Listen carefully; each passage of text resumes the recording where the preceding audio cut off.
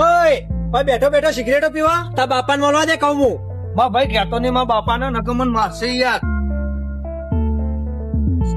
ઓ કાકા તમારો છોકરો પેલા બેઠો બેઠો સોનો મોનો સિગરેટો પીવા જઈને ઠપકો આલો કોકી ના. સારું હેડો. પેલો ચોપલો હો ને આજ મને સિગરેટ પીતે ભાડી ગયો હો. મારા બાપાને કહી દે ને તો મારા બાપા 100% આજ મને મારશે.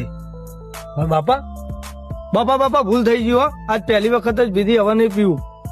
પણ મેં ચો તને કશું કીધું હ? બાપા હવે કોઈ દાડો સિગરેટ નહીં પીવું, માફ કરી દો.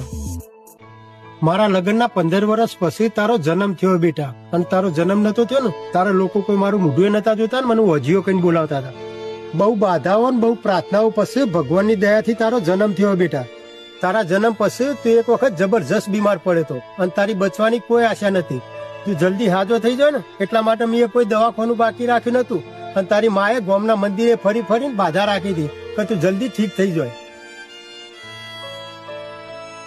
તારી માં તારા માટે એવી પ્રાર્થના કરતી હતી કે મારું ભલા મોત થઈ જાય પણ મારો દીકરો જલ્દી ઠીક થઈ જાય. આજ તો બેટા તું ઠીક હ, પણ તારી માં તને નેની ઉંમરમાં મૂકીને આ દુનિયામાંથી જતી રહી હ. લાગે તારી માની ઉંમર તને લાગી જઈ હ. તું એક વાત કે બેટા, તું જે આ વ્યસન કરે ને એનાથી તારી ઉંમર ઓછી થાય પણ વધતી નહીં. તારા માટે પ્રાર્થનાઓ કરતી તારી માના આત્માને કેટલું દુઃખ લાગતું છે. આ વ્યસન થી તારા એકલાની નહીં, તારા જોડે રહેતો મા બાપ ભાઈ બહેન બધાની જિંદગી એક રમત બની જાય. અને તારે શું કરવું ને તું વિચારી લેજે હવે.